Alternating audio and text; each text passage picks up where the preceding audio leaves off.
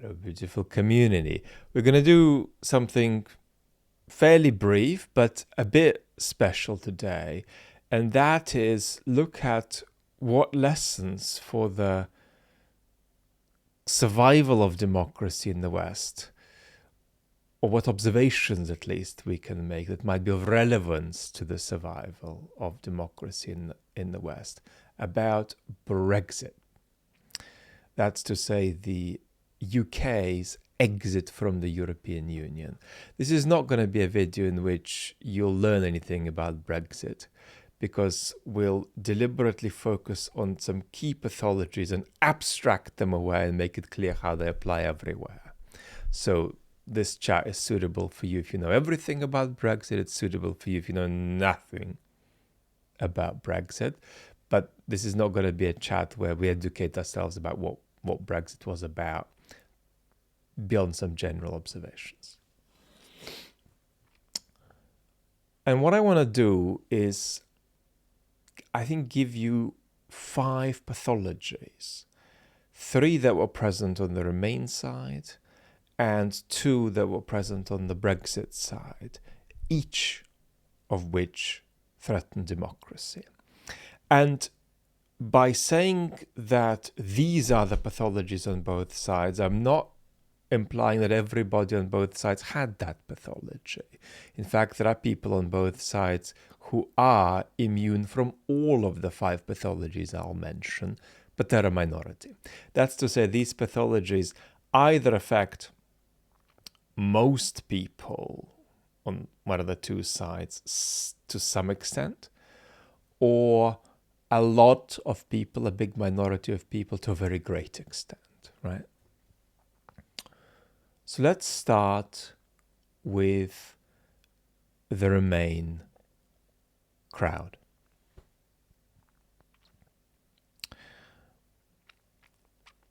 I think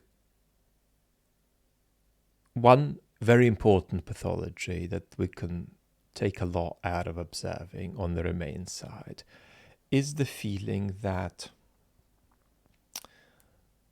history progresses in a series of stages and there is no rollback. And if you're engaged in a certain progressive project, it's going to end up, if not succeeding, then taking at least as many steps forward as steps back. The idea of a project you might think of as progressive rolling back isn't really real. That's not how history works. History is a series of steps where over a sufficiently long enough span of vision, we're always going to be making progress. And this teleological view of history as progressive, I think, left a lot of people who voted Remain and lost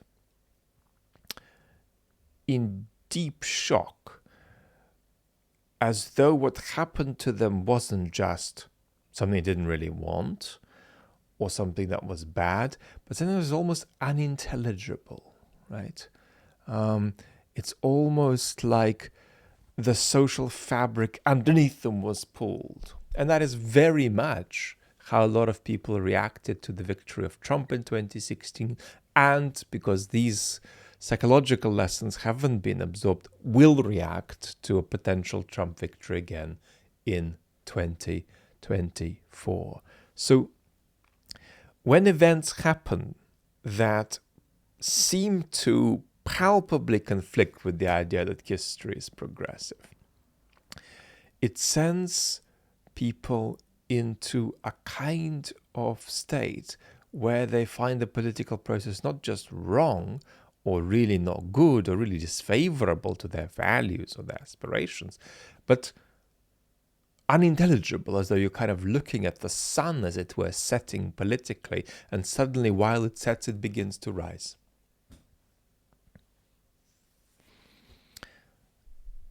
The second pathology on the Remain side is the pathology of dealing not with one's actual political opponents, but with idealized versions of them, which ends up with one feeling, well, look, unless my political opponents are going to meet certain standards of basic rationality on my terms and basic understanding of what I consider simple economics or a simply sound relationship with very basic values that surely we all have to share, right?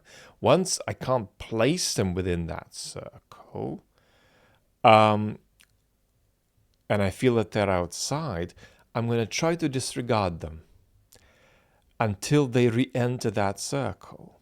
So until they re-enter, I'm going to deal not with them, but with idealized versions of them because they're just too irrational to be my political opponents.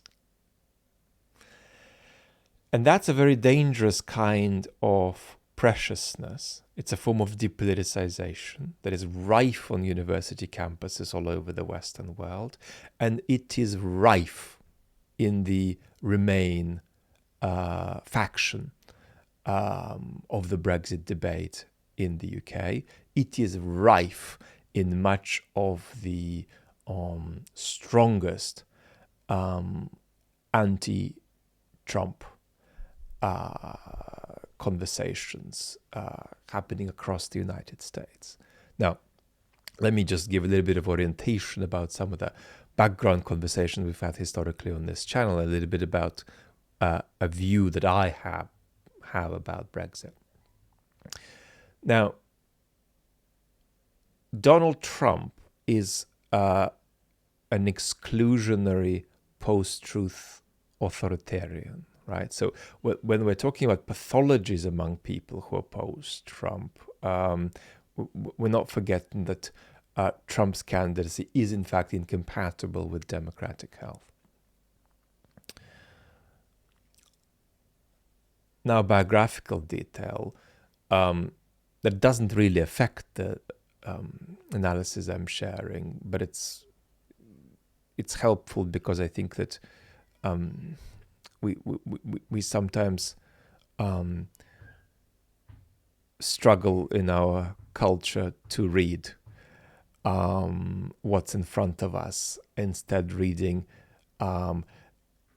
not what's there, but the kind of signals that what's there seems to be emitting. Now, because of that, I want to emphasize that I happen to have a personal position in this, and that is that if I voted Remain, and I consider myself living in Europe as much as I live in the UK. And that's to say, my position, while diagnosing the pathologies that I see on the other side and on what's my side politically, what is my side politically of this divide, diagnosing pathologies on my side doesn't change the fact that these pathologies are indeed on the side that remains mine, as my neighbor's beautiful baby is crying, if you can hear it. Now,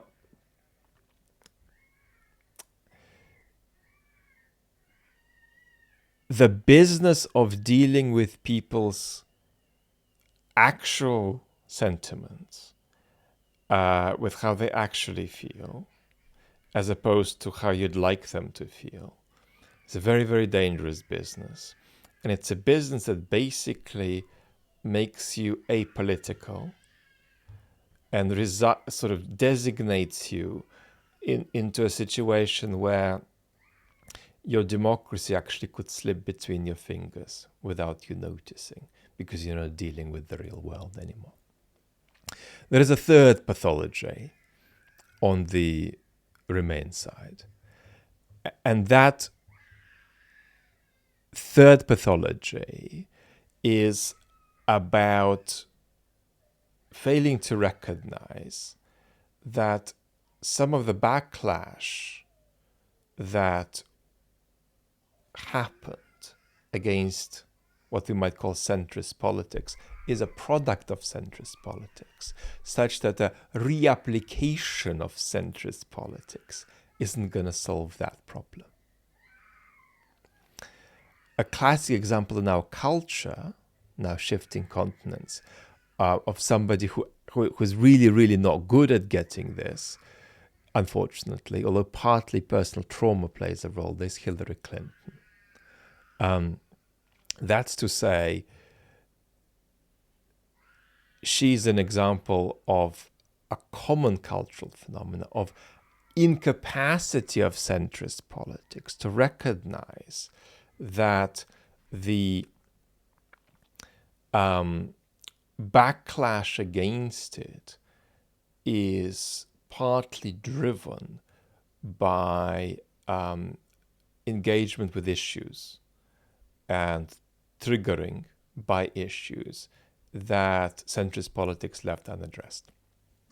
So what did we do to bring this about was a question that Remainers very much struggled to ask about Brexit, and unfortunately still do.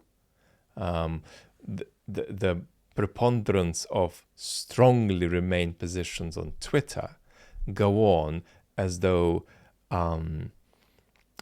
Remainers played no part in generating a situation where they had the kind of political opponents that they did have. Now let's look at pathologies on the Brexit side. The most common pathology on the Brexit side was the pathology of magical thinking.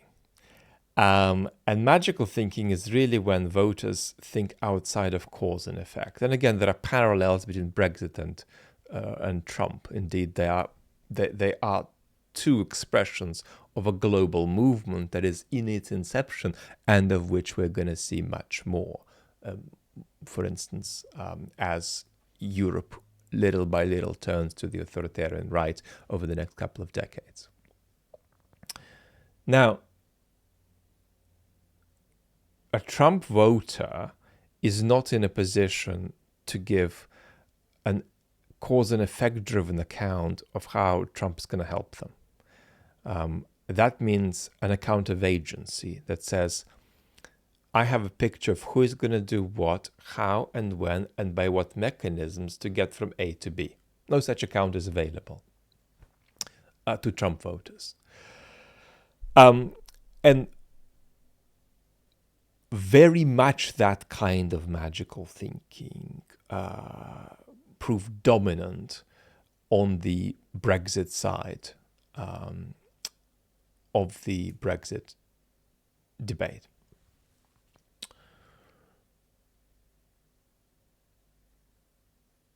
Let me give a couple of expressions of it.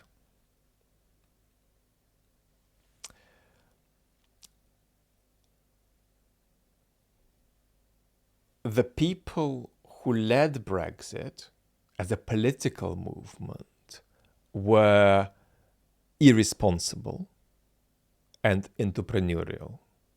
And in the case of Boris Johnson, they were an anti-democratic, authoritarian populist. Which isn't to say that all populism is bad. But it doesn't mean that the Brexit project is in itself incoherent. But what it means is that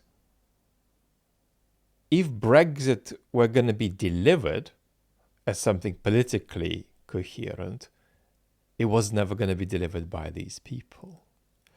The people advocating for Brexit were precisely the people incapable of delivering a Brexit. We might even have a conversation, well, what kind of Brexit might one want? And then different answers could appear. And indeed, these answers could spread along the ideological spectrum, and there is even a potential room for a left-wing Brexit. But the people who were advocating for Brexit were palpably incapable of delivering an actual political product because they dealt with the politics, preponderantly dealt with the politics of entrepreneurialism and exploitation. Second detail. if there is a political soul to the Brexit vote, it is an anti-globalization soul. Whereas the leaders of the Brexit movement conceived of it as a globalizing movement, right? A global United Kingdom outside of the European Union. The leaders had a vehemently pro-globalization spirit. The voters had an anti-globalization spirit. Many more things could be said, but the absence of an account of agency of who was going to do what and how by when, by what mechanisms, who was going to do something constructive and how and by what mechanisms, all of that was largely missing. So magical thinking was a key pathology on the Brexit side. And I think another key pathology was a pathology, and this is perhaps the fifth pathology, and the second pathology on the Brexit side, was a pathology of before and after. So once we get our country back, then we can re-engage with normal relations with our opponents. Then we can re-engage with respecting institutions. But until we get Britain back, until we get our country back, we might be entitled, actually, to relate to our political opponents as though they're enemies, to relate to our institutions as though they're legitimate. And that's not because we think such action is sustainable. It's because once we get Britain back, then we can again renormalize. Parallels, of course, with January 6th on a more intense scale there. So these five pathologies are ubiquitous in all Western democracies. And they're all present in different forms on different sides, but they're all worth keeping in mind. There are those citizens who existentially can't deal with the idea that we're going backwards and that there is no reason to think we're going to go forwards. History is not a series of stages. Number two, there are citizens who cannot deal with the fact that you do not choose who you share the table of politics with. That you can go like that and say, I won't share the table of politics with you because you're a bad kind of opponent I don't want to deal with. But as you close your eyes, your opponent keeps sitting at the table of politics and keeps doing politics without you. They will win, you will lose.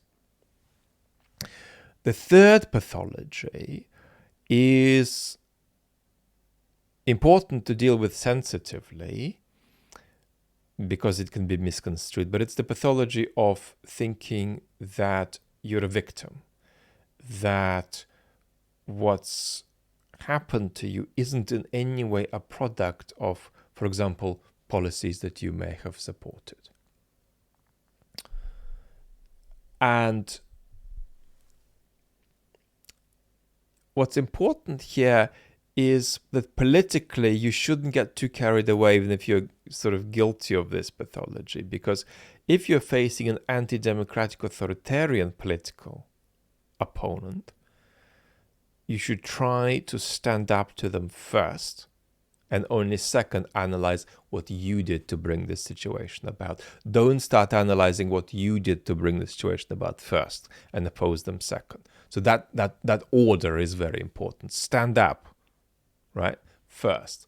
Second, what did I do to bring this about? And now, the two pathologies that we attributed to the Brexit side. The pathology of magical thinking, which is of the essence of post-truth politics. And that doesn't mean that citizens who engage in it are dumb or unethical or immoral or even unreasonable. It just means that they've ended up in a situation due to social forces, not their stupidity. And here we go back to the pathologies on the Remain side, right? That might lead you to think that they're there because of their stupidity. They're not.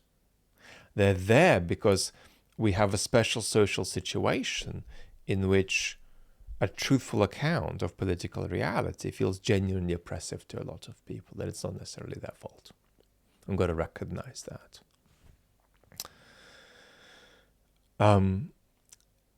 That we've reached a situation where tens of millions of citizens in major Western countries feel that